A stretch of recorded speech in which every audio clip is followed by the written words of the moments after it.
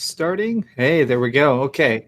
So 1 second here. I got to pull up the chat. Everybody, I'm sure y'all are joining in right now. We're going to be, here we go. Okay. I got my chat pulled up now. Cool. Yeah, but it's technical issues. Yeah, I'm still learning how to do all this stuff. Okay, there we go. Let me just close my 80 billion windows except for the chat and the Hangout. There we go. Okay, cool. Hi, everybody. Look, I got RGT85 this time. Yo, what's up? Okay, so my idea for this one, RGT85, is I watched some of your videos recapping them, and I loved them. They were hilarious. I figure what we do is SpawnWave might join us here in a bit, along with Direct Feed Games. But the main idea is that we're going to go through conference by conference and just kind of talk about them.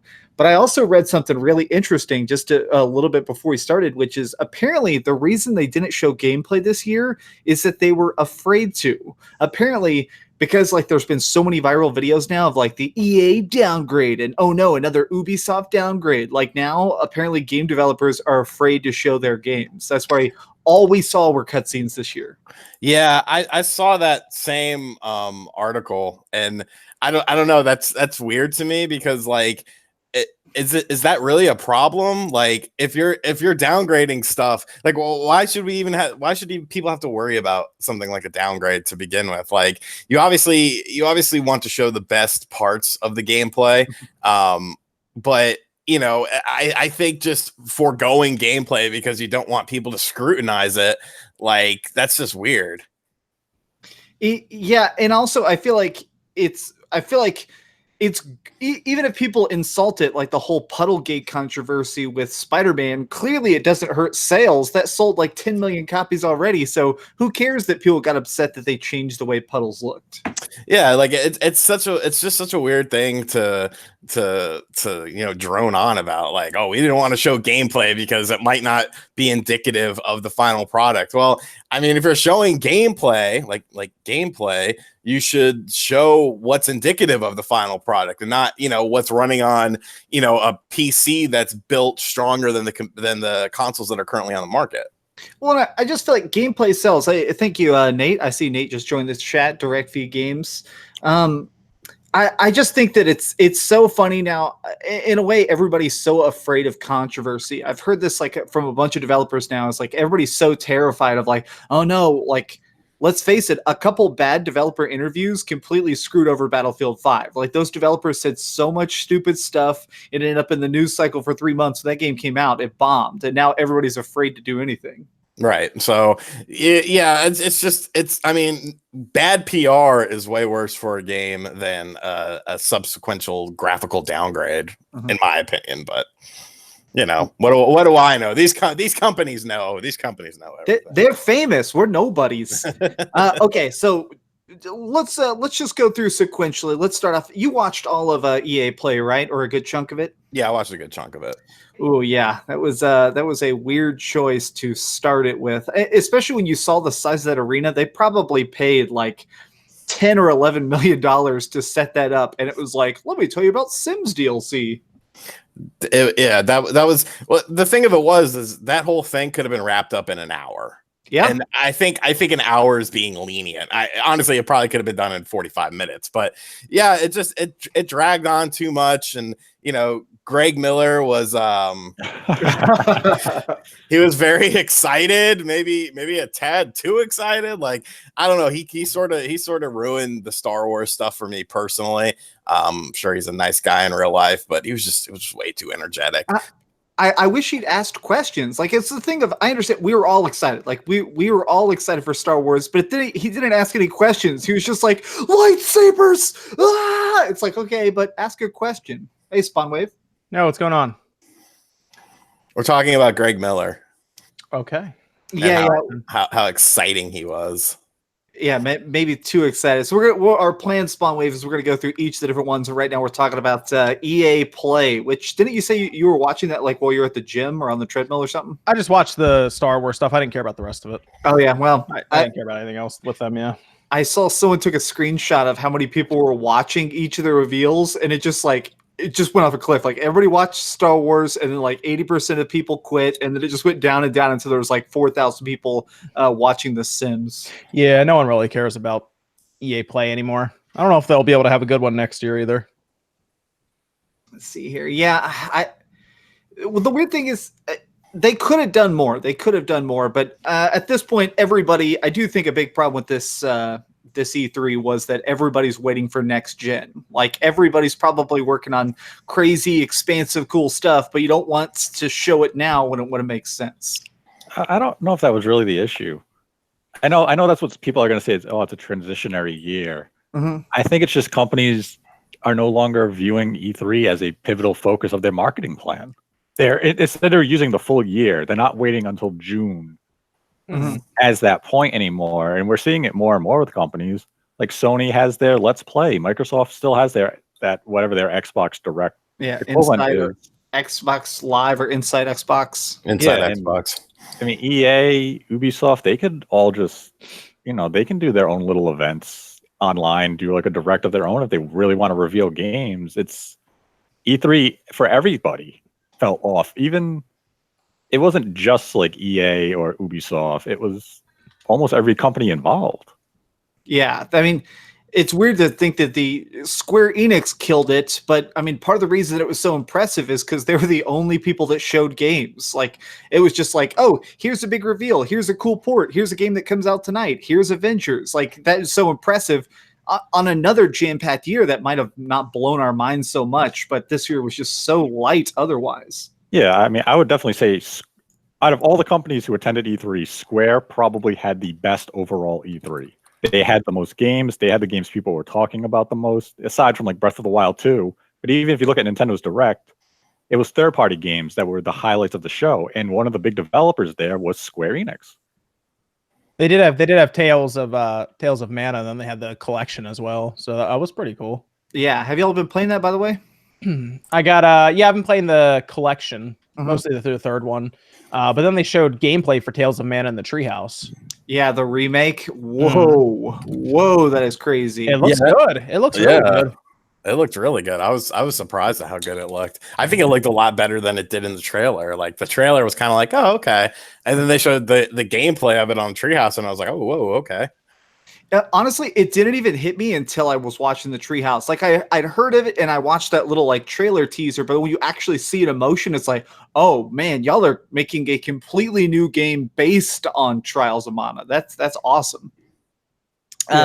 Here, so let's move on to Xbox. I think Xbox was obviously like kind of the real start of E3. It had the real reviews. It had Keanu Reeves coming out. It had all the real good stuff. I guess I liked everything in there except for the fact that I really wanted to hear more about Scarlet, or personally, I wanted to see something Scarlet related, like a box or something, which I know is ridiculous, but I wanted to see more of Scarlet. My issue with their whole Scarlet sequence is that it felt like they were just reading the interviews and the press releases that Sony gave out 2 months ago. And it was just, oh, we're using the same tech from AMD. We're targeting, fast load speeds for our backwards compatible stuff. And it's kind of like, you guys are saying what Sony said 2 months ago, and you're not really showing me or telling me why this new Xbox or Scarlet is going to differentiate from the PlayStation 5. You basically just reiterated everything Sony had just done. And it was weird, that whole sequence. And then you had the guy at the end with his awkward, it eats monsters for breakfast. Oh, okay. Yeah. What does that mean? What are you talking about? I'll say I don't want to read. So I don't know how super chats work, so I'm just going to read them whenever they pop up on the screen. So Game Zone donated $3 Canadian, said, "Our Dreamcast crew, the evil twins of the Spawncast." Yes, this is the evil Spawncast.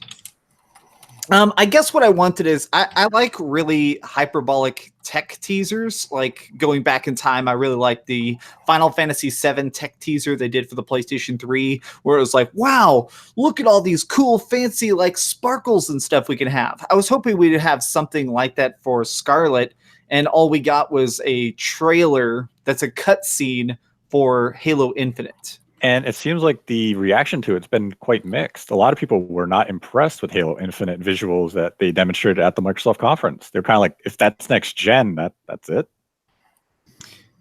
By the way, I want to say I heard something extra about Halo Infinite. Somebody was talking to one of the developers. The developers were on the floor, and one of the things that one of the developers said, and who knows if this is what it'll actually be like at launch, but it sounds like they want Halo Infinite to be very games as a service. It sounds like the idea behind it is that you'll be like on a Halo ring, and different sections of it open up during different like 3-month periods. So think of it as like the Division 2, but you can only access certain parts of the city at certain times. I mean, I wouldn't be opposed to that as long as what we're getting is good. Halo really hasn't had a great campaign in maybe a decade. Yeah. So, I mean, if they can really come together and make a cohesive Halo experience, I wouldn't mind seeing it go as a game as a service, especially, it'll launch, if it can launch strong, still has good multiplayer, has an awesome campaign, 3 to 6 months later, it expands on that. That'd be kind of cool. And I mean, it fits the name, Infinite. It should never end. So here's a super chat here, and I want to kind of direct this towards RGT85. Matt Thornton just donated €5 and said, "I'm getting really fed up with how Microsoft just announces more and more sequels to Halo, Gears of War, and Forza, and never knew any exclusive IPs," which I kind of agree with. I remember I was talking to you, RGT85. You weren't super blown away by the whole Gears of War 5 teaser, were you? No, like that's a game that should have had gameplay. Like Tons. one of my biggest problems was the fact that they had time to show the Gears Pop game, but not time to show Gears 5. Like they literally showed Gears Pop gameplay. Yeah. And like how this game looks and how this game plays. And all you got for Gears 5 was just a cinematic. And yeah, the game's coming out soon, but I would think you would want to see actual gameplay. Like I didn't hate Microsoft's presentation. A lot of people think I do. It was just I went into this like, okay, so they got no Sony here. They have the floor all to themselves. They can really do something. Last year they talked about all of these studios, building up IPs and building, buying all these studios, building up these IPs. And a lot of people were worried that it was going to be just for Scarlet stuff or even just multi-plat stuff. Because let's be honest, Microsoft, it's not like Minecraft is Microsoft, but they pimp it out to whatever console, wants it. And I just felt like this was the time to really sort of do some damage. Like, yes, the Xbox One didn't sell all that great. I get that. A lot of people get that. There's no way in hell it's going to catch up to the PS4 or anything like that. But you still have a pretty dedicated fan base for the Xbox One. And the only exclusive that you really showed was Bleeding Edge, which, it's another online multiplayer game. I just feel like they probably should have had a single player game, something like a Quantum Break, something like a Sunset Overdrive. You had these at the start of the system, but then they just went away. And like single player games sell. Like people like these story driven, deeper narrative games. So I don't know. I was definitely disappointed. Something I thought they would do is because they have the stage, I figured that what they were going to do is try and get all the biggest, craziest third-party people on their stage. I thought that they'd have like an official reveal of like, hey, we keep talking about the Call of Duty Modern Warfare campaign. Well, here it is. But they just didn't. Instead, it was pretty much just Cyberpunk. Hold on, let me read the super chat real quick. Ram just donated $10 no message, and Aged Boomer just donated $5 and said, "I wasn't impressed with the new Battletoads. I don't like the new art style." A lot of people don't like it. I heard that it plays good in sections and terrible in sections. I've heard from a couple people that the new version of Turbo Tunnel is a broken mess. Like, I didn't hate the art style of Battletoads. A lot of people did. I thought it was what it was going to be, in a cell shaded and sort of animated style of game. And that's what I wanted it to be. So I guess maybe that's why I was a bit more lenient on it, because it was sort of what I expected it to look like. It doesn't necessarily look good, not really, but Battletoads is a very weird franchise for me, because it was, it had your big NES game in the arcade port. You had like Battletoads and Double Dragons as well. Great. And then you had like one game on the Super Nintendo, and like that was it. So it's not like the series really has like this huge, deep, backstory to it or anything. So, I almost feel like they're putting this release out because people kept saying, "Oh, we want a new Battletoads." You had the whole GameStop meme. And now they made a Battletoads that's going to come out. It's probably going to be average. And then it's going to be like, well, no one bought it. So that's the end of Battletoads. Thanks. We finally shut you all up. You got your crappy new version, and we're never making it again. What did everyone want it to look like? Hey, you're back. There's a really bad storm here, and I lost power for like 10 seconds, and it knocked everything out. I think that they wanted pixel art, which I can understand. I honestly think that Nate's dead on. I think that they just released this to release something. I think they just put it out here to be like, all right, we own the Rare IP. We own all this stuff over here. We're just going to do random stuff with the stuff we own. I'll say Harley Quinn donated $1.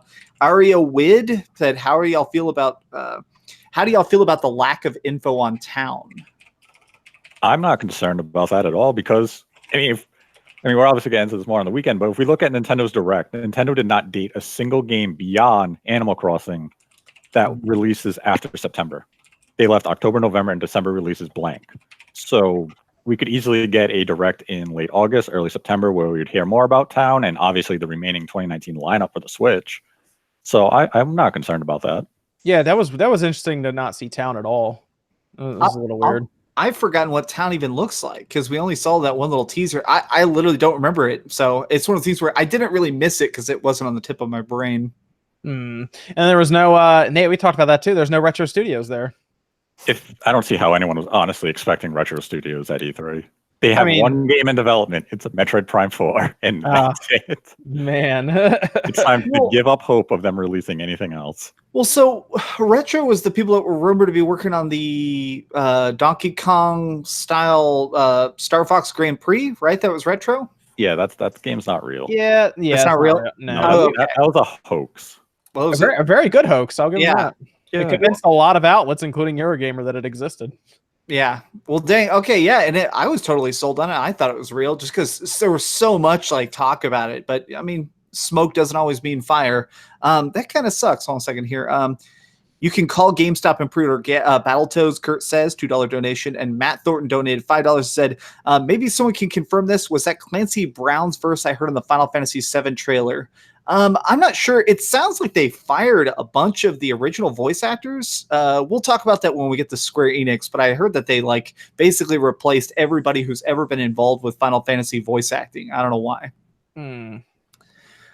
Before we leave there, what did y'all think about the Keanu reveal? Did it totally melt y'all's brains? Because I'll be honest, it blew me up. That was crazy. It was pretty cool. I mean, think CD Projekt Red grabbing him and putting him. Apparently, he has the second most dialogue in the game. I saw that, yeah. And what's really interesting is I saw some other people posting about it. His character, apparently, as I was reading, is a guy that lives like inside of your brain, basically. Yes, I read that too. That's so cool. So I'm curious because it sounds like he's not just like a little cameo. He sounds like he's like a serious part of the story. So that makes it way more interesting even from there. I bet it's going to be like Peter Dinklage, where he's going to be like the ghost in Destiny, and he probably talks to you a little bit on every single mission.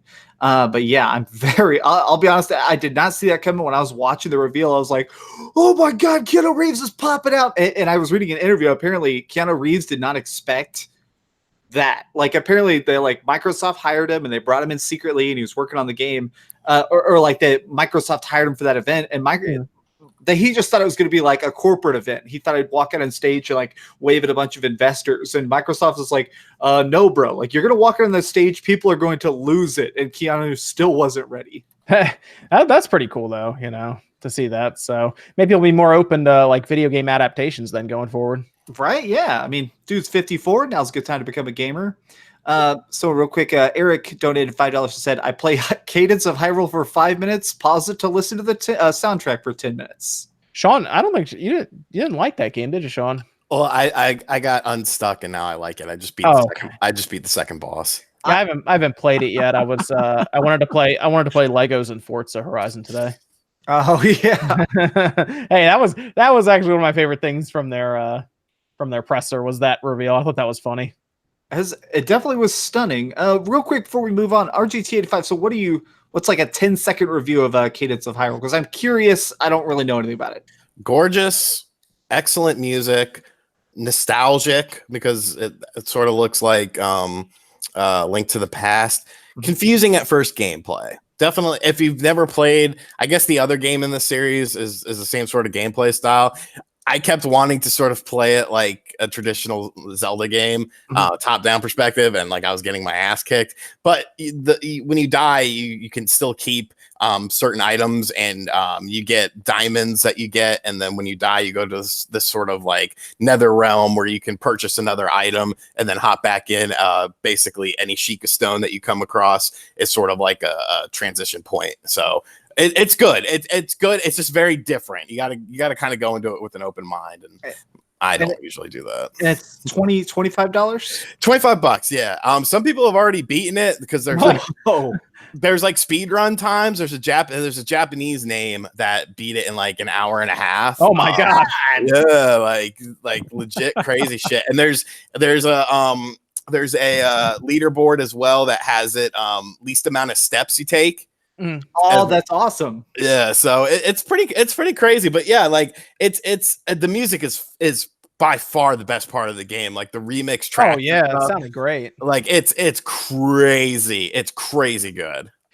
That's a game that I would actually like to have had a headphone jack and the Pro controller for that. Yeah, that way you don't have to sit next to your console. Yeah, I mean, I guess a lot of people are going to play it in handheld mode, and that's fine. But that seems like a game where you could plug in like just some headphones straight up. Maybe you have like, I don't know, just Sony's or your Apple ones or whatever. Just plug them into your controller, and you can sit 12 feet away and play it or something, and still get the kind of the same vibe from it. Yeah, definitely. I've been actually playing a bunch of the Fallout 76 Battle Royale, and I'm very thankful that there's just a headphone jack directly on the controller. It's very useful to just plug in and talk to people, and it's like some screeching 12-year-old I can just unplug. Okay, so let's move on to the Bethesda showcase, which, in my opinion, was probably the worst. I don't know. Ubisoft was pretty bad too. Are you sure? The crowd seems super into it, dude. Yeah, right. Exactly.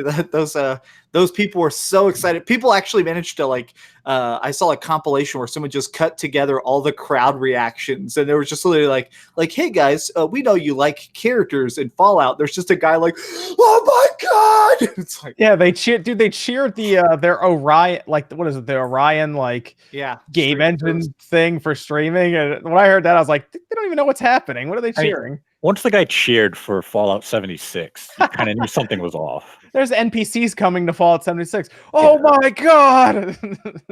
Well, did you see? Right. I saw a conspiracy theory going around. I have no way of confirming it. It's hard to know, but someone said that the first 5 or 10 rows or whatever were developer family members and stuff, and hyper fans. It was they packed the house to be people who would cheer politely, and then behind that was all just the normal attendees. I mean, apparently they had open bar beforehand too, so that probably helped a little bit. They probably spiked the drinks. Right? And you notice that Todd Howard got out of that place quick. Yeah, he was not there long. I always like to joke because I saw Todd Howard in person a couple times, or last QuakeCon, and he was super short, and it's very funny to me. I'll admit it, that he's just such an intelligent, great guy, and he's just 5 feet tall. And I was watching; he was posing with the girl from Ghostwire Tokyo, Ikumi, and she's taller than him. This little Japanese woman is taller than him, and it's just man, Todd, you're a tiny little gentleman. 5'2". Is he? Damn. No, I don't know. He's probably taller than that. I don't know. Honestly, I would put Bethesda, and we're not counting EA because EA wasn't a it wasn't a real one. I would say Bethesda was very near the bottom. I'm going to give the bottom one to the next one we're going to talk about. But yeah, just very, very disappointing. A lot of cinematics, a lot of time on Elder Scrolls Online, and then they showed this long ass cinema trailer, and it's okay, I've never fucking played Elder Scrolls Online, but I know what the game looks like, and it looks nothing like this cinematic trailer. It looks like freaking Morrowind, maybe on high res graphics or something. And Commander Keen, just absolutely shitting on that poor Commander Keen guy. Just man, it was rough for me. It was definitely a rough conference. So a bunch of my real life friends and all my old roommates who are probably in chat, they're they're all super back into ESO right now. Elder Scrolls Online apparently is super good. They're giving out a bunch of free content, and they were upset because of the crappy way they advertised it. They were like, show the game, show the boss fights, like do a classic 2000s trailer where you just show a bunch of like spells going off. Like showing a 2-minute cutscene of a cat fighting a dragon is a horrible advertisement for that game. And it's like, I've played enough Elder Scrolls games to know what the cat looks like, and the cat looks nothing like that in the actual game. Yeah. I will say the one chick that was there, it's spooky. It's Kumi, yeah. Yes, that was good. She's cool. That game looks very interesting. Once again, CGI trailers, you can't really do too much with that, but that was definitely one of the better points of it. But yeah, just overall, I just didn't like theirs. See, I'm gonna have to remember that comment a little later in the show, just to bring up a point. Like I viewed Bethesda's show. I don't think it was that bad. Really? I mean, it wasn't great, but Doom Eternal looks fantastic. Yes, yes, all day. Wolfenstein looks fantastic. The Rage 2 DLC, I mean, I don't really care about Rage 2 all that much, but Deathloop looks good from what they showed. I mean, and it's Arcane, so it's going to be awesome. I think Tokyo looks really intriguing. I mean, I don't think that's a bad lineup. I think it was the pacing that mostly murdered. It was the presentation style. I feel like if you managed to cut out an hour of filler and just show the 30-second teasers, yeah, it was pretty impressive. For me, I mean, did the crowd ruin it a bit? Did that guy screaming and losing his mind really? I think that detracted the presentation a bit. Like if that's removed and you really just show, like you really just watch what they showed, I don't think it was that bad of an. If it was a 20-minute direct from Bethesda, it would be better. Yes, yeah. Did you hear that Todd Howard's mic was on? Did you hear that audio where he was like walking out and he was mad at that guy who kept screaming? that was fake. It was streamer or something was like someone was just having their fun end and the guy got all pissed off. Someone was just having fun with it. Yeah. I gotta say the whole thing with Akumi, that was by far that made that presentation for me, was because I'm a huge fan of Shinji Mikami. He's the inventor of Resident Evil, obviously. He left and went on to make Evil Within 1 and 2, and she was the main art designer for Evil Within 1 and 2, and I think she helped direct Okami. So a lot of people are really happy in the horror community that was basically an official passing of the torch of the creator of Resident Evil basically being like, all right, this is my disciple taking over. And she came out there and killed it. I thought that whole Ghostwire Tokyo tease was perfect. It's spooky. It's spooky. I think the Bethesda show is kind of one of those things. Immediately upon watching it, you're kind of like, well, I expected more. And if you kind of look back at it, it's like, that's really not, that wasn't that bad of a compilation of. But it did. I felt, I don't know. I looked at it. It felt like a gap year for them too. Yeah. There's no Starfield, and obviously Starfield, I guess, is next gen. That was, I guess I totally forgot about Starfield, but yeah, they were talking about that so much leading up to the show, and then it's E3 and it's gone. And I feel like most of us are already sold on Doom Eternal.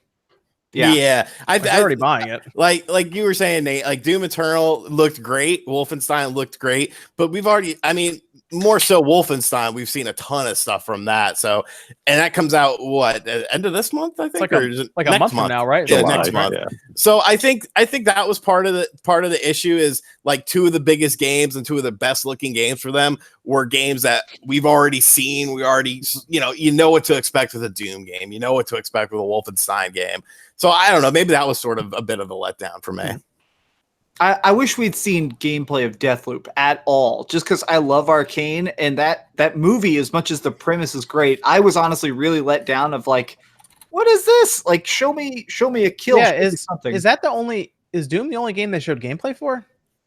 No, they showed Commander Keen. I knew you were gonna say that. Okay, is it the only console game they showed gameplay for? Well, I mean, aside from DLC for games, yes.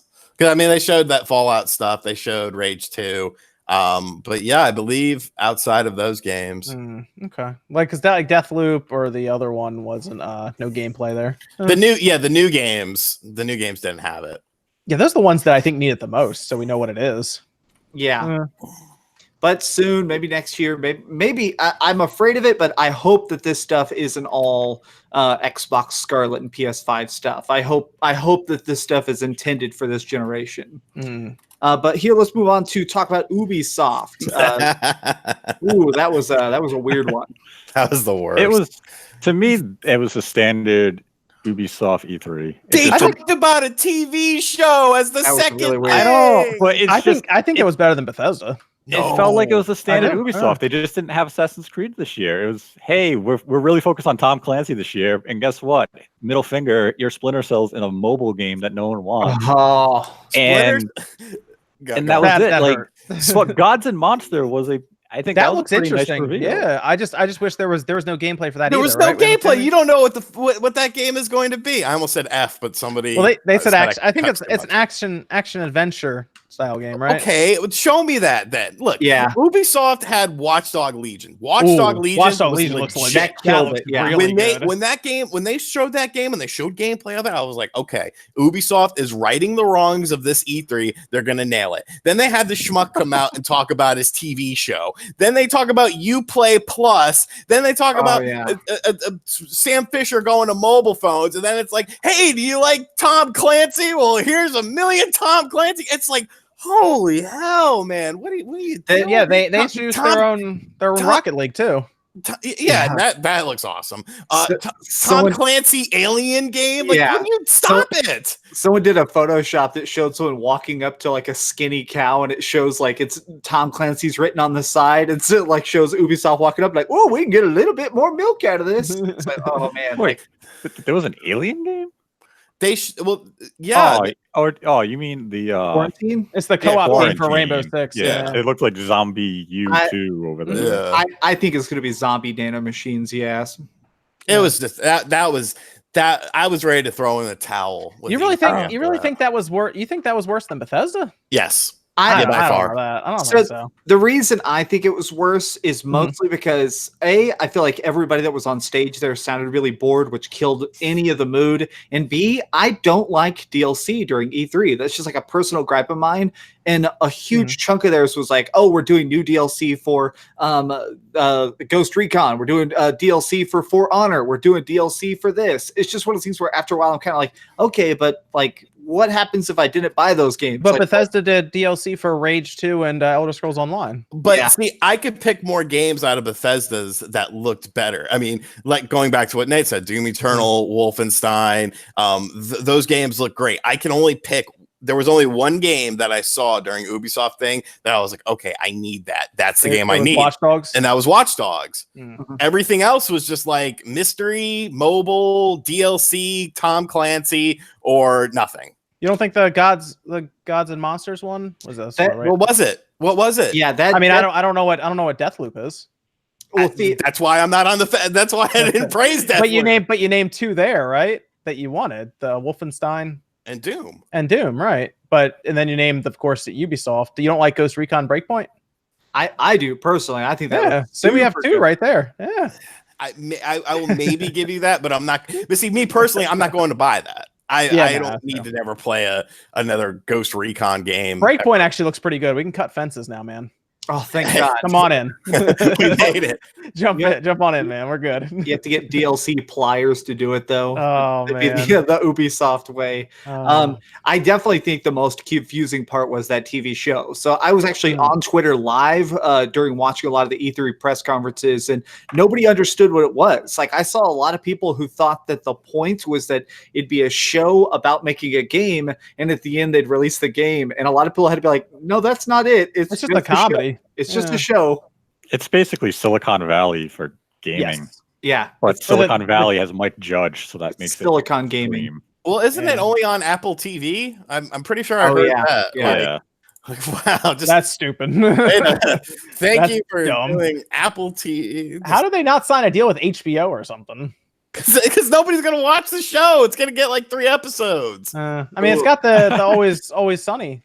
Well, right? Somebody was pointing out that they're filming that in the Ubisoft headquarters. Apparently, somebody who's been to Ubisoft HQ a lot, that's what that building was. They just changed out the posters. So they're clearly filming this with no budget. Like they paid that actor dude. That's 100% of the budget. A second here. I want to read these 2 super chats. Wishbone donated $2 and said, "I'm getting Quarantine. Never played a Rainbow game." Yeah, I think Quarantine looks good, but anything co-op to me is immediately 10 times cooler. And So we got 3 games out of Ubisoft then that had You gameplay, can't- right? No, it didn't. It was a guy sitting on the floor and like veins coming out of his arms. I know, bro. Injecting heroin for all we know. Those veins are DLC. Let's see. Agent Kudo donated $5 and said, "Ubisoft killed 99% of streamers once They again. did. Watch Dogs looks pretty legit though. Old Lady Assassin was hilarious, and those mobile games." Dude, we could have a Golden Girls guild in that game. Or I grouping. Yeah, I want B. Arthur. yeah, dude, that looks so good. I was watching an in-depth thing. Somebody got to play like 30 minutes of it, and they said it sounds like there's going to be primary classes. Like there's going to be like people who can't hack but can fight melee, and there's people who can like shoot really well but can't do the other stuff. So I was like, okay, now that I know more about how it works, it's easier to understand. Like anybody anybody can be recruited. All right, it sounds better. When I first saw the trailer, I was like, there's no way that's going to work too well. But now that I know more about it, I actually think this is going to be super good. It looks Yeah, good, man. There's probably like a set number of classes, and every individual falls into. Wait, that's coming. When is that coming out? That's next year, right? March. March, Dude, March is starting to get stacked. Is that Final the same week Fantasy- as Animal Crossing? Final Fantasy, Animal Crossing, and Watch Dogs. Oh man, that's gonna be tough. Hopefully, Final Fantasy and Watch Dogs are far enough away, like weeks apart at least. I can't remember Watch Dogs. I know Final Fantasy is like the 3rd of March. Yeah. So let's jump actually into Final Fantasy. So one of the last press conferences, and definitely the one that really hit home in my opinion, was the Square Enix one. It was just solid. Yes, Yeah. Square had a really good one. Nate's right. If you really sit down and look at it from like a company perspective, yeah, Square probably had the best one, just overall. How can you? Yeah, you can't really ignore everything. If you really just look at what Square brought to E3 as a whole, Square dominated E3. Because even during the Direct, people were looking at it like, oh, look at all the Mana games. Like, yeah, this Direct's awesome. And, as part of that is because of Square. And then you just look at Square's conference. I mean, they rolled out the Final Fantasy VII demonstration perfectly. It was hyped. You saw the game. You saw the game being played. It was exciting. It showed the, that pivotal first boss battle against the Scorpion. And it was just like, wow, this game is everything I thought Final Fantasy VII was in my mind when I played it 20 years ago. Well, they even put jokes and stuff in there. I feel like a big problem with a lot of E3 stuff is that it's like so flat and serious. Even when it's upbeat, it's so serious. But they were putting jokes in there like, "Oh, are you guys ready to see Tifa? All right. Oh, are you ready? Oh, and here's Tifa." Like that was, man, I loved it. Definitely, I will honestly say I think this may be one of my favorite E3 press conferences ever. Like seriously, they pulled off the live conference too. I was actually a little surprised Square was able to pull that off with the pacing and everything being so good. It was very odd to see them do a better job than Ubisoft or even I guess Bethesda even. I definitely want to say I've seen a lot of people talking about this in chat. Let's real quick broach on. There's people talking a lot about how they finally have Final Fantasy VIII remastered. It's real. And we kind of thought it was impossible. For a long time, Square Enix has said that they lost the source code. So either they found it or somebody tracked it down, which has happened in the past. Some people don't know this, but StarCraft Remastered exists because a random dude literally like bought a desk that had the source code disk in it. So they were able to give it back to headquarters. So for whatever reason, I'm freaking glad that's back. Yeah, I wonder if they're ever going to put out how they found it or what happened, or do they just rebuild it, or I don't know. It's weird.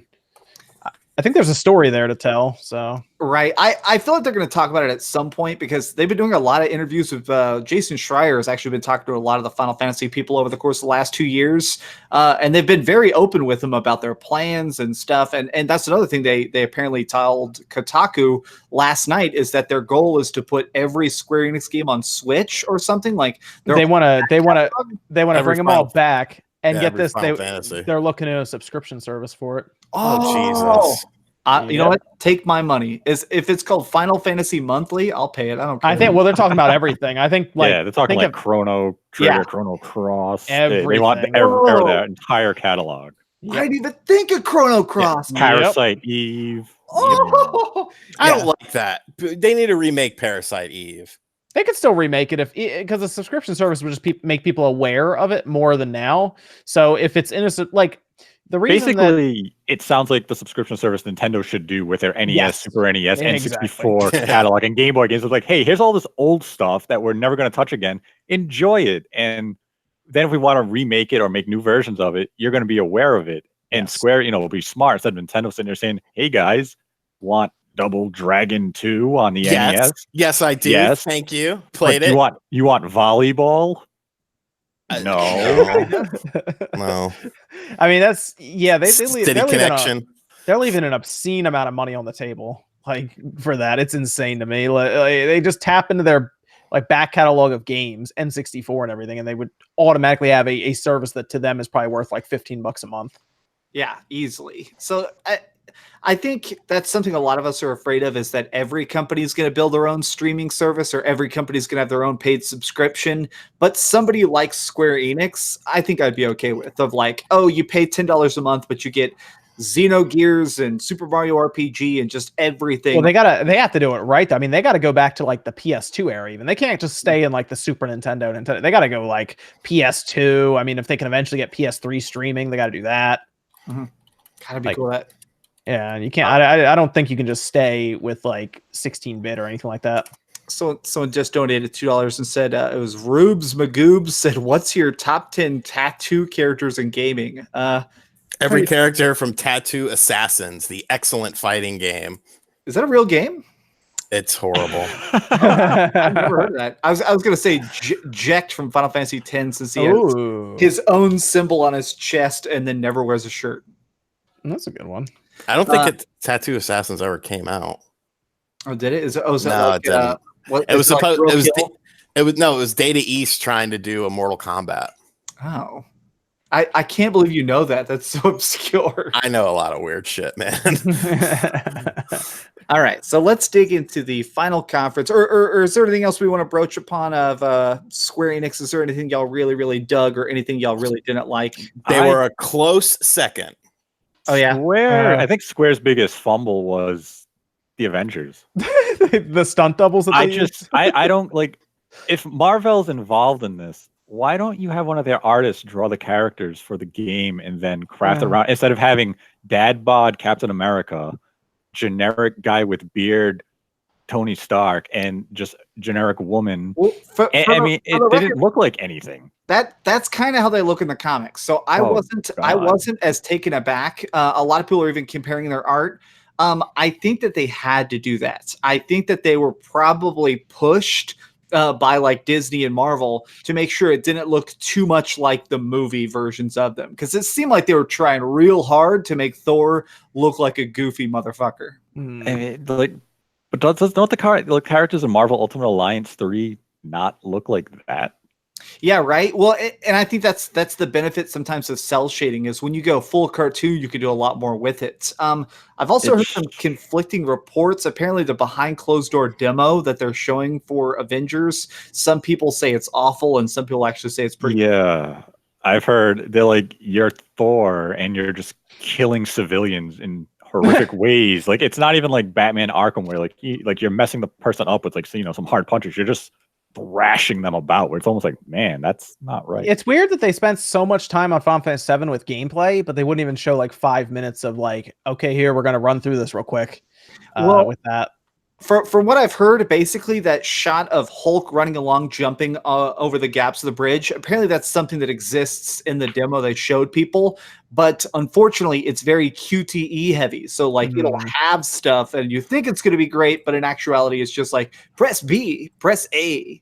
Yeah, I just don't think that was the game people were expecting from Crystal Dynamics after the what we've been waiting like 2-3 years to actually see the game, and then it was this. It's kind of like, wait, that's what we've been waiting for? Negative Nancy's. I think it still has a chance. I think it's gonna be fine. I just think, yes, they probably fumbled a bit, and I guess the character. See, as someone who's not, I don't watch the Marvel movies, I don't read the comics, I just like the video games. So as someone who just likes the video games and doesn't know backstory really, as far as movies are concerned and lore and stuff like that, I thought it looked fine. I definitely want to see more of it. I definitely want to see gameplay. I feel like there was some gameplay mixed in there, sprinkled a bit. Yeah. So, I'm willing to keep an open mind. I think, to me, a game that we're going to talk about for the next press conference is a little bit more enticing just because we saw more of it. Yeah. Okay. The last thing I want to say about Square Enix is I will say that Square Enix was definitely my favorite conference of this year, but I'm definitely a blind Final Fantasy fanboy. So the fact that they just really caked on Final Fantasy 14 stuff and all the different remakes, I thought that was great. But we got to kind of admit to ourselves that the Nintendo Direct was the real show stealer. It was the best. Yeah. It was the best. You had Panzer. Panzer was there, yeah. You had Panzer. You had a new Contra. I don't care that the new Contra's weird. I don't care that apparently Panzer might be only on the Switch.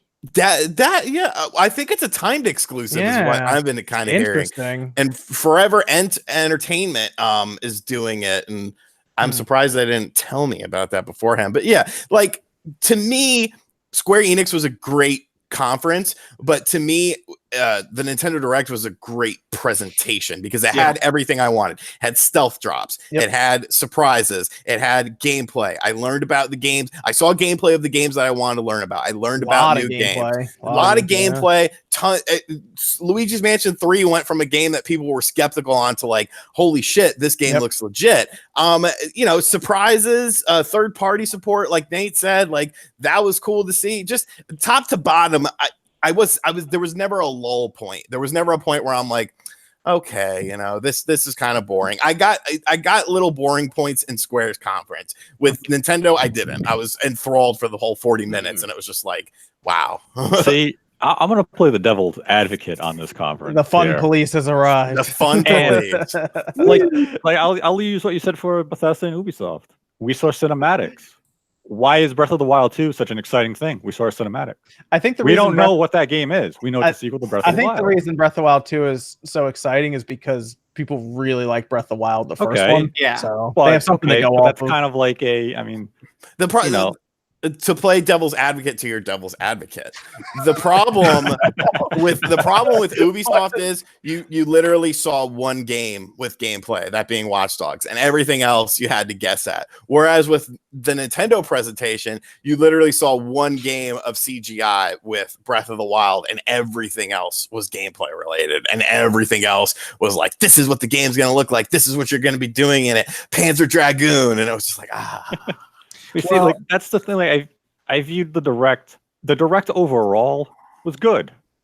Third parties came in. They really dominated it. They showed tons of support. They showed some great games like Panzer, Resident Evil 5, Resident Evil 6. You saw, it was really the third parties who stole the show. I think where the direct lulled for me is that you had Nintendo, who didn't date anything beyond September outside of Animal Crossing 2, which was basically their hand being forced because they delayed it. And it was just, here's Astral Chain. Here's a trailer. Okay, well, we've seen Astral Chain a few months ago. We're going to see more of it on the Treehouse, which is really where the game was really highlighted in a good way. It looked good. And outside of like everything that else is coming, like they didn't date Luigi's Mansion 3, but they showed us a lot of gameplay. Luigi's Mansion 3 looks fantastic. Why not date it? October. And then it was like, here's another trailer for Fire Emblem. I love Fire Emblem. I know it's going to be a great game. So it was Nintendo. It had an overall great show, but I feel like Nintendo as a company could have done a little more with the games they highlighted. Do you think the Direct would have been better if we didn't know about Animal Crossing yet and they announced it there with that release date? Yes, I think that would have helped them a bit. I also think if we didn't know about Astral Chain, like what was the reason to announce it in February if you were just going to show us the trailer again in November at E3 and then it's still going to come out in August? Did those 2 months really make a difference in the end? I kind of think that maybe they talked with Platinum and Platinum was like, hey, we're all building this. I mean, because Nintendo owns the IP and Platinum is working on it. They must have had discussion like, hey, because this is a new IP, we want to announce it a little earlier so we can do marketing. That's all I can assume. The weird thing with this Direct for me is that it didn't solve any of 2019's pacing issues. It's that they came into this thing and said, hey guys, from the end of August until the end of September, we're releasing 4 games in 5 weeks. And it was like, okay, well, what's going to happen in October, November, and December? Because now Animal Crossing is March. And it was just like, hey, from Mario Maker until the end of September, we're releasing, 6, 7 games. But we've only released 3 games from January until Mario Maker 2. Yeah, I assume that October is Luigi's Mansion. They have Pokemon in November. And then, of course, they have some third-party games in there, too. Wait, Like, real it quick, just I want seemed to say weird. so Sega Europe's in the chat. We have a question, Sega Europe. Maybe you can answer this. We were talking about Panzer. We love Panzer. We're all super excited for Panzer. Is Panzer Dragoon Remake going to be a Switch exclusive, or is it a Switch timed exclusive? We weren't exactly clear. Maybe you could tell us in chat about that, and also make the Dreamcast Mini. And make it physical with a collector's edition. Yeah. With a big statue for like $500. Just make one, and I'll be the only one who buys it. Oh man. I was gonna say, so I love the Direct. I think the thing about the Nintendo Direct is they lingered the perfect amount of time. Like they would stick to a game for like 5 minutes and be like, okay, here is a bunch of gameplay. Literally nothing we can confirm on that. Okay, well, thank you so much, Sega Europe. Well, the people in the chat, I see people talking about Phantasy Star online too. Did you see that Phil Spencer said it's coming to all consoles?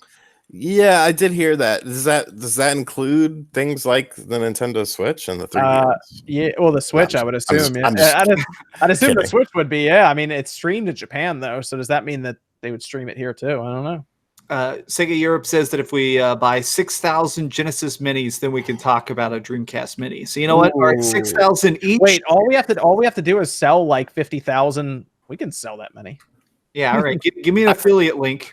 I feel like my videos have helped sell some of those things because I'm like literally crying over how great this is. I'm just, when you make the Dreamcast Mini eventually, I want to be the guy at the beginning who's like, Sega. Yeah, that'll be fun when that comes out. Oh yeah, that's we'll show it. We'll show it to a lot of people for us. How about that? We'll show it to a lot of, and I won't smash it. It will live on. That's a fair deal. That's a fair deal. Sorry for the at games smashing. I know you used to work with them. So mistakes were made. Have you seen? Speaking of them, Cool Toy, which is a channel that does a lot of arcade one-up stuff, actually had an exclusive interview with At Games, and I'm going to say At Games from now on because they address themselves as At Games in the video. But he had an exclusive video interviewing them about their new arcade machine. It's very weird. It's very weird. Running emulators, isn't it? Well, there's 350 built-in games. You can also you can also plug in remember the blast systems that they did? You can plug them in via an HDMI thing and access the games that are on there. You can also do an online subscription service, and they showed them like playing a streaming version of Street Fighter 5, and they're gonna have like data centers all around the United States so that you get good stuff. Yes, wait, I'm sorry. Wait. On the At Games, what? This is At Games, dude. I've seen their products. All right, I have a hard time believing At Games can tie their own shoes. I have my conspiracy theory. I think that At Games is 15 people. Like I honestly think it's less than 20 people over there. So I'm really off about this product, Sean. That this arcade machine. This seems like completely out left field for them. No, it totally does. I will post a link at the end of this so that you guys can go check it out, and I'll post it in the chat as well because it's a great video. But yeah, like he asked a bunch of questions about it. It's gonna be like there's like 2 different models that are coming out as well, and one's like 600. Like the premium one is $600, and what? It's strange. Wait. It's so strange. you believe in At Games making an arcade machine, but you don't believe in Atari making the VCS? I believe in At Games more so than Atari. Yeah. Wow. At least At Games actually produces a product. Thank you. Atari hasn't done anything. Atari has released like 85 press releases now, all of which have no information. Real quick, I would read Jap28 just donated $2 Canadian and said, talk some one-up Star Wars. I did see the one-up arcade cabinets. I'm not super excited for any of that. I think I'm going to get the Ninja Turtles arcade. The Turtles. What do you call it? Modern Vintage Gamer took a picture of it up close. Thing looks sick. Turtles, and the Marvel superheroes one is day one because I have a very personal attachment. Nate, I just ran over a sign in Forza Horizon 4 that is exactly your symbol. That sucks. I don't know what that's about. I've invaded the game. Aged Boomer donated $2 and said, anyone looking forward to the TurboGrafx 16 Mini? I saw the Japanese lineup. Only buy the Japanese one. The American games suck.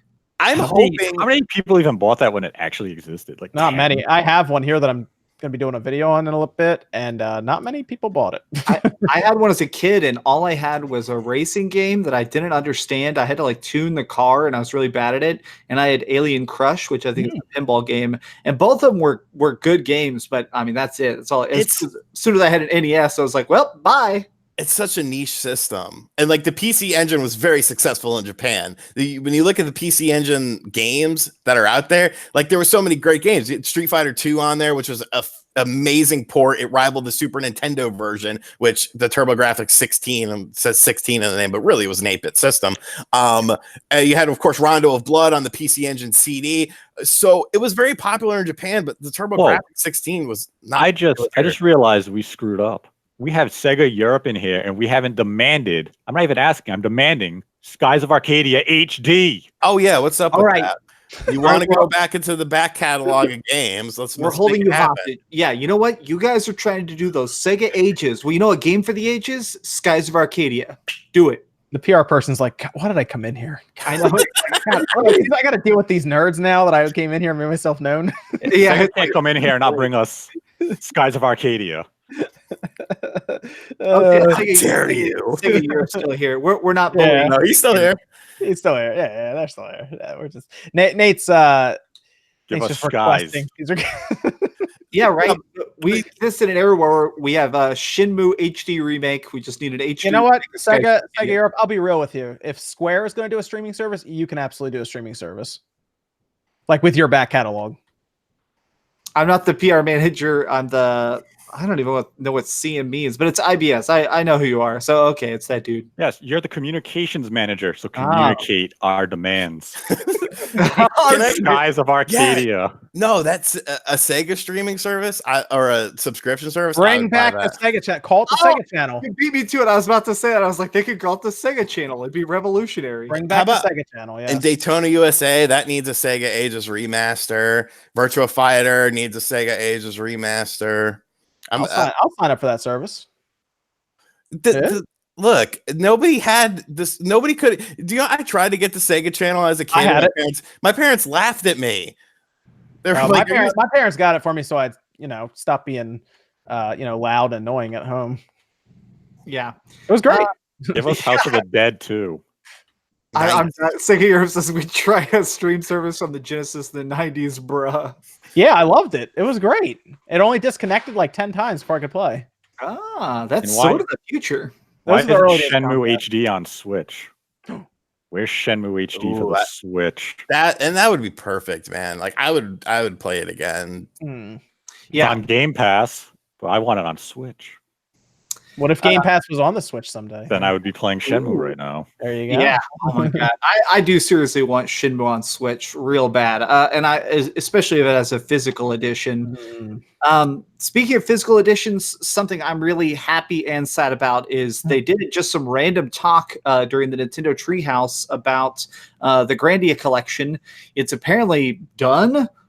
They're just waiting on like final certification and to be assigned a release date. It sounds like it is literally complete. They showed a bunch of just random stuff. They let some people like Game Explain even just play whatever the hell they wanted on it. And I think it looks really, really clean, but they said I think something looks wrong with it. Oh yeah, they actually lied on their Twitter account, which is the funniest thing. They're like, listen, we're using the Saturn version of the first game. And then people were looking at the assets. They're like, no, this is the PlayStation version. They're like, no, that's all we said. They're like, yeah, but the ground texture is the PlayStation version. So you're lying about the version you're actually building the game from. Like you can't hide it, like because they actually replicated the glitch in the PlayStation version for the ground. And they like, come on, don't just say which version you're basing it on. Don't try to bullshit people. Well, yeah. Grandia 1 didn't. I mean, it looks clean, but I don't know. I guess I thought these were like we might have the wrong interpretation of clean. I just thought these were going to be like actual remaster. Yeah, that first one looks muddy. I don't know. I looked at Grandia 2 looks great. Grandia 2 is better, but the first one I'm like, oof. Maybe they were doing the second one. They were like, you know what? Just throw the first one in there. To me, I actually maybe it's just my eyes. To me, they look like pretty darn good upgrades. I recently played the Sega Saturn version again, and it is rough. I think it's understandable. To me, though, it does look like if you take your PlayStation 1 copy of Grandia and put it in a PlayStation 3 and it just does that native upscaling, it does look like that. It does not look like, to call it an HD remake is a bit of a stretch, but I still think it looks good. I think that was my problem with the Game Explained footage of Grandia 2, is that it looks clean, but it still almost has like a weird blur around the characters. It didn't look like ultra crisp. Yeah. I was expecting a little cleaner, like comparable to like Final Fantasy 7, 9, and 8 HD. It just didn't seem like it went that far. Yeah. It'll be good. It'll be good for people who have never played the game to check it out, though. The weirdest thing is that on Grandia 2, you have a compass that tells you where to go, and normally it's in the top right side of the screen. Well, they made it widescreen for this re-release, so now it's sort of closer to the middle of the screen. They couldn't move the compass for some reason, so it looks really weird. Which one was on the Dreamcast, Max? That's Grandia 2. Yeah, that's the one I played a lot then back then. 2 was on Dreamcast, PS2. Did they? I think were those the only two platforms? It's on Steam now. Yeah. And then it's because I have the Dreamcast version. The Dreamcast version was amazing. Yeah, that's it the one is. I played. Yeah, I did. That was a game that I played start to finish and in one sitting. Yes, it's good, and people forget that game's only about 12 hours long. It has one side quest, and it's skippable. It's like 3/4 the way through the game. So it's like, we could go pee in that forest, and you basically can say yes or no. I remember I bought it, and my mom was in town. She was visiting and staying at my apartment, and like I started playing it at like probably like 6 o'clock at night, and then she was like, whatever, I'm going to bed around 10. And I was like, okay, cool. And I just sat there and I just had like 2 12-packs of Diet Dr. Pepper. I was just taking them out, opening them, drinking them. Is that the origin story of your Diet Pepper addiction? Yeah. Yeah.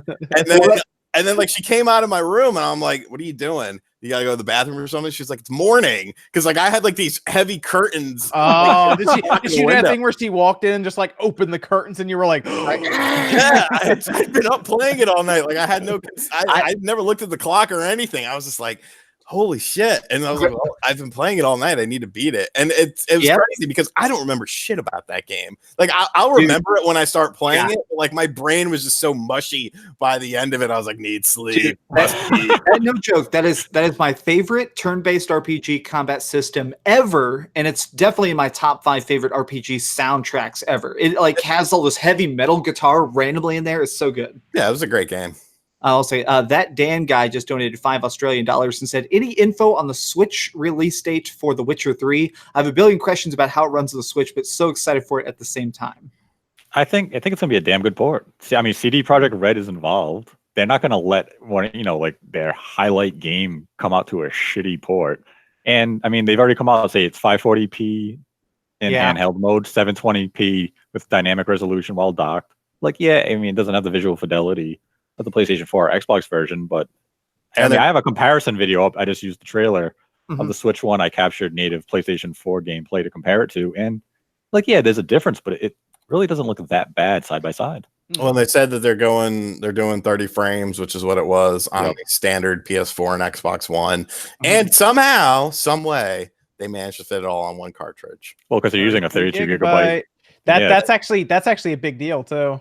Yeah, I have a feeling Nintendo is like supplementing. You think so? I mean, CD Projekt Red is interesting because they don't have the same cost that most studios have.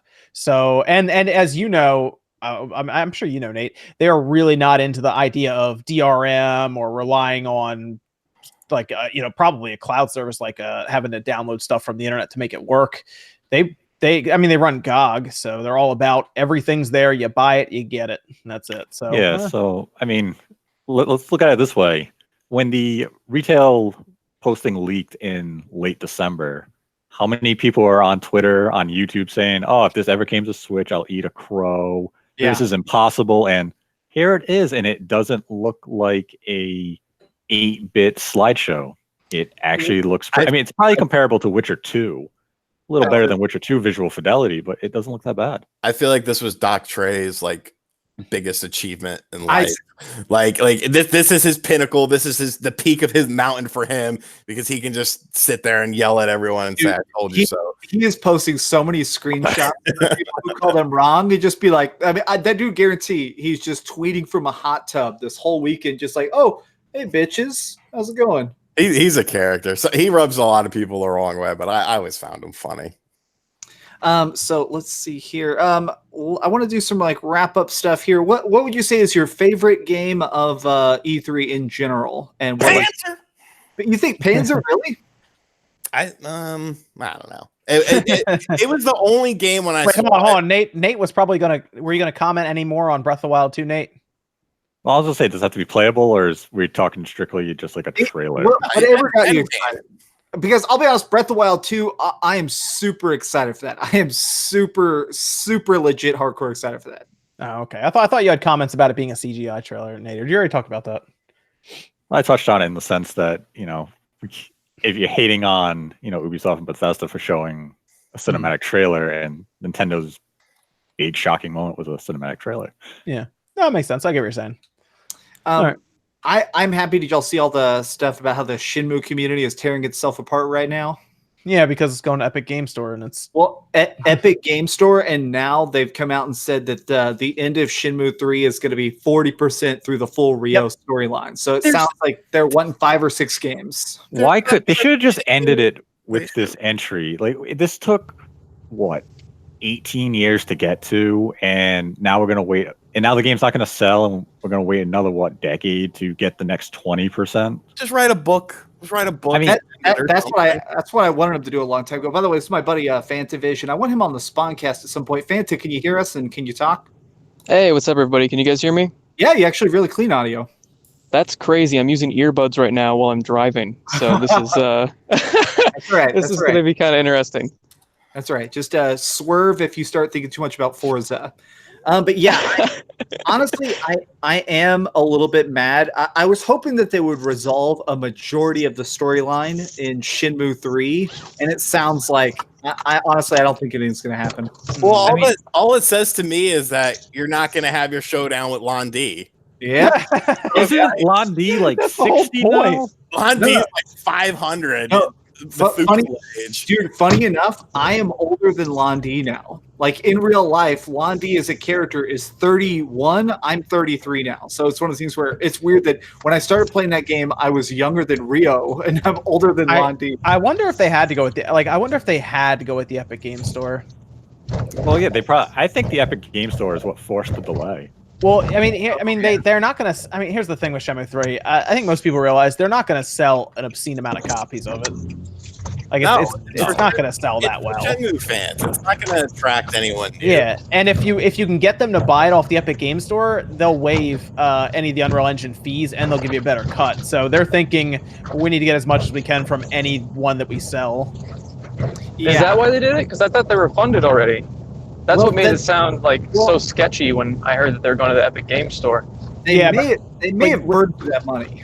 Yeah, well, when you get a Steam key, don't you still have to? In their case, don't you have to put money up for it still? Like with I was gonna say, are they gonna at least? Were they able to pre-order it on Steam already?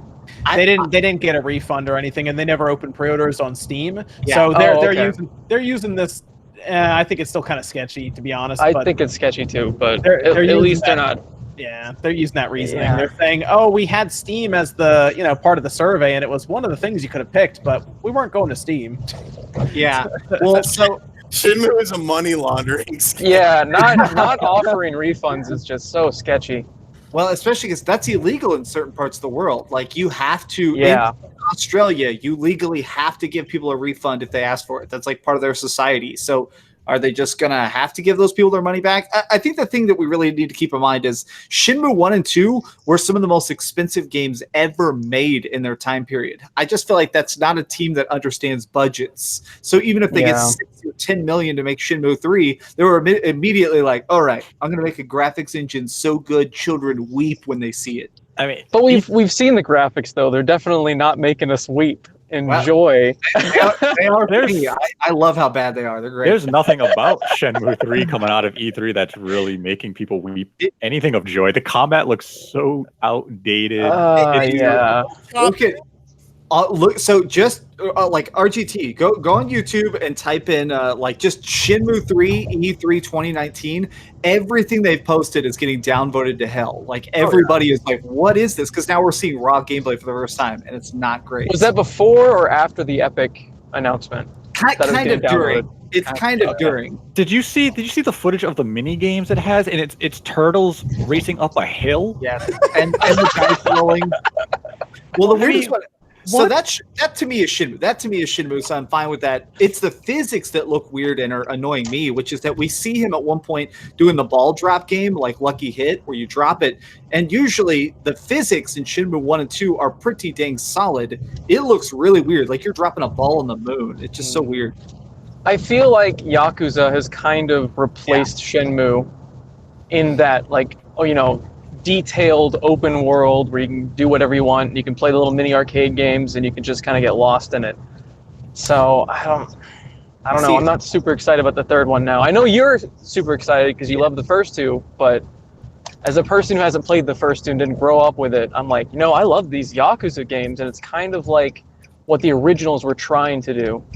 Let's see here. Jonah Mahan just donated $15 Australian and said, "Loves to see you guys streaming together. What do you expect from E3 2020?" Chaos. Honestly, I think we're going to see an official PS5 reveal in November of this year. And then I think next year, E3 is going to be all about the opening lineup. Yeah. Well, I think we're going to see PlayStation 5 prior to E3. Sony will control that announcement. They'll handle their own destiny. I think Microsoft will use E3 2020 to really unveil Scarlet, its games. That Microsoft's going to go in hard with E3 2020. Sony will do it beforehand. Yeah, they'll probably do it at their PlayStation experience, right? Sony? I have no faith. I have no faith in Microsoft at E3 anymore. The past 3 years have been nothing but promises, letdowns, and misdirections. Like, oh, look at my hand here as I put my other hand in your pocket and take your wallet. You're gonna Randy Pitchford me? Like, God. Sean, what would have done it for you, Sean, at video games? They showed 60 gameplay. games. They had 60 video games. How many of them Most of them were were indie games. Weird indie games that are going to be multi-platform. Exactly. Why does it matter if it's multi-platform, though? Because it's a Microsoft press conference. Well, even still, I'm fine. I'm fine with multiplats. I just wish we'd seen more multiplats. I just wanted to see some Halo gameplay. I was really annoyed that they me too. Yeah, Fanta's a big Halo dude. I used to watch your streams of Halo 5. Yeah, I'm not very good at that game. It's fine. Halo 5's not a very good game. Halo 3. So right. Yeah. I love the Master Chief Collection. You've heard about all the different news about that, right? Yeah, I'm gonna be playing more. I'm probably playing Halo Reach. I think next week I'm gonna try it. Yeah, SpawnWave he's in on that. The inside of nice. I'll be playing that. I'm pretty jealous. I'm incredibly jealous. So just to try and wrap things up, so my favorite game of E3 was definitely Final Fantasy VII Remake. But I am really excited for Shenmue 3, despite all the terribleness of it. I'm just excited it exists. It's finally seeing real gameplay and not trailers was really exciting to me. And the worst game was definitely all the cell phone games. I hated all the cell phone stuff. Yeah, I think if I have to pick like my favorite E3 game, I'll use games that are actually like dated for release. I'm not going to count things that are just like generic 2020 release dates or anything like that. I think I'm going to go with Astral Chain, not because of what they showed in the direct, because of what they showed in the treehouse with the high skill combat. Mm-hmm. That looks amazing of what you can do, and you can pick up trash off the streets and throw it away. You can go to the bathroom. You can like pet cats and stuff. That's just cool. The whole world is so like living. So I like level up. Just looks phenomenal. Level up my bladder by peeing.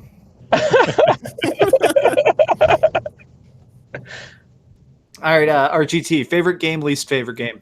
Everything is made out of Legos. That was probably my least favorite. The Lego. My least favorite game. Dude, this is awesome. Dude, this is amazing right now. You're weird. That sequence That sequence lasted way too long on Microsoft. Like, okay, we didn't need a 4-minute trailer of everything is awesome, and then the guy says, amazing "That's a right Lego." now. Like, I was we know pretty it's a hyped for Lego. We watched the trailer. They I had was pretty hyped. they had enough time to show you that, but not Gears 5. Hey, Nintendo showed us a 5-minute Resident Evil trailer of a guy going into a house saying, "Now Yeah, that was the what worst normal people That do." was Like, so "Hey, girl, let's go stupid. to this abandoned house and we're gonna play Resident Evil 6." That's to do. I walk up to girls and I'm like, "Hey, check it out. Let's go over here. It's spooky."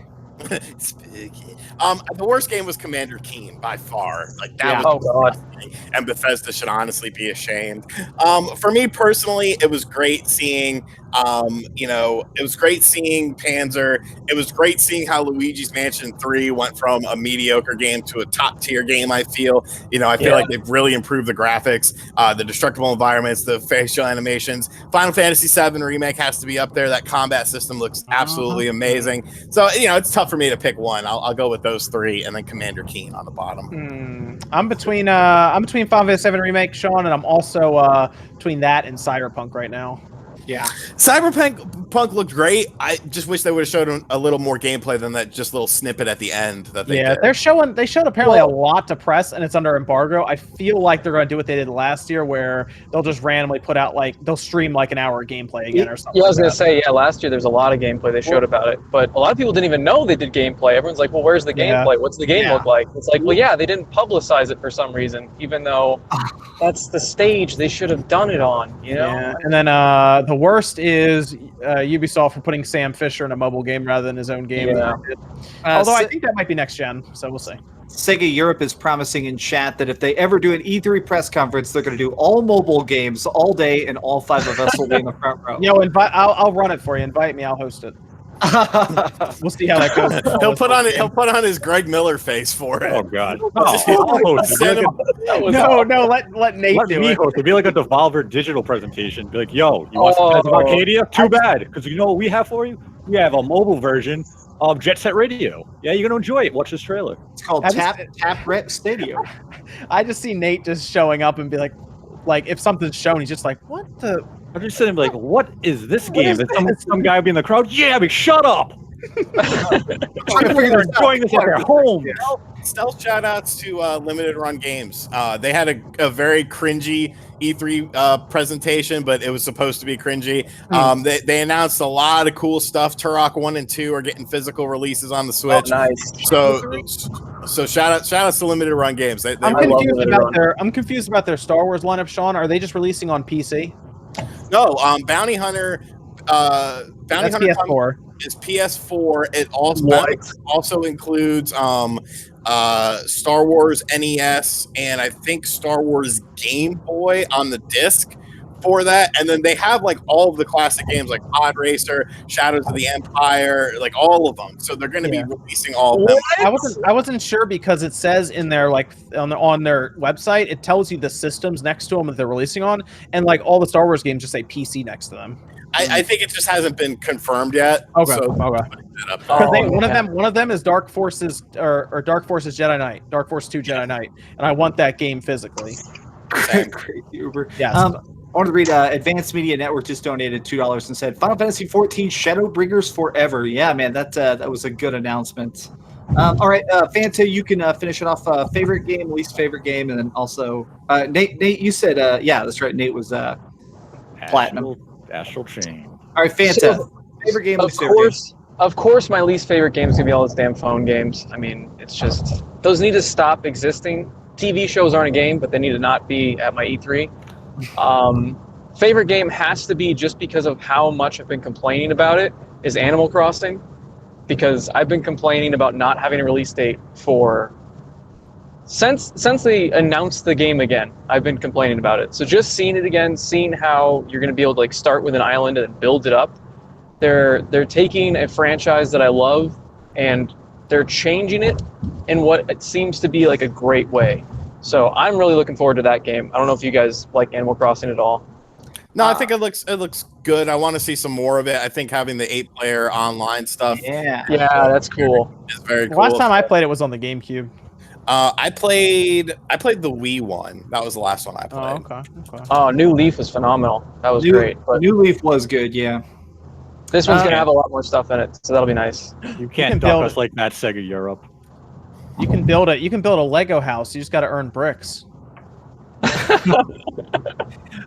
And well, just to talk about Legos. No, it's the Lego expansion for Forza. I'm excited for that. I'm excited Everything for that. is awesome. Yeah, I'm playing it right now. It's actually Here's really a good. 5-minute trailer of this goddamn song. It's never gonna end. yeah, buy the soundtrack and the copy on DVD. Okay, thank you everybody for tuning in. This has been episode 2 of the Dreamcast, or maybe I'll rename it later on when I think of a better name. Thank you so much, Phantom, for That's joining the late. best name. Everybody do an outro if you'd like. I forgot about Ori 2. I forgot that was a Microsoft show. Oh, yeah, looked that did so look good. good. That looked really good. Unfortunately, we're all out of time, so Ori is actually being canceled. It's just the sad truth.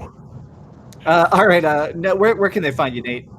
They can find me on Twitter at DirectFeedGames. There's a link to my YouTube channel there where you will find a Witcher 3 Switch versus PS4 comparison. And next week, I will have a bunch of Crash Team Racing videos, some Mario Maker 2 videos, and a lot of good video content coming up for the rest of the month and for the rest of the summer. All right, RGT, where they can find you screaming about games. You can find me here and on Twitter, RGT85. I am going to drop the video that I said I was going to drop about the AT game system if you guys are interested in that. Wow, it wouldn't let me use that link. Let me try a different link. Cool Toys is a really good channel if you're interested in the arcade one-up stuff and the pretty much any of the new arcade stuff. He does a lot of customizing. I can't drop the link in here. Follow him on Twitter. I'll put his Twitter handle in the thing. He has a video up from it, so make sure you go check that out. Really interesting interview. But yeah, that's me. All right, where can they find you, SpawnWave? Come watch me on YouTube. I just posted my reaction for the Nintendo Direct because I figured it'd be funnier to spite Ubisoft that way because they targeted me and me alone when it came to streaming on YouTube. But it's up there, so you can go watch it there. That's about it though. All right, and Fanta, where can they find you, man? Here on YouTube, Fantavision, Twitter, Fantavision TV. I just basically complain about retail and talk about video games. Yeah, he worked at GameStop and hated it, and now he's made like 80 videos about how much he hates GameStop. It's very entertaining. It's great. Okay, cool. Thank you, everybody, for watching. Thank you. This is a record-breaking stream for me. Really appreciate it. Peace.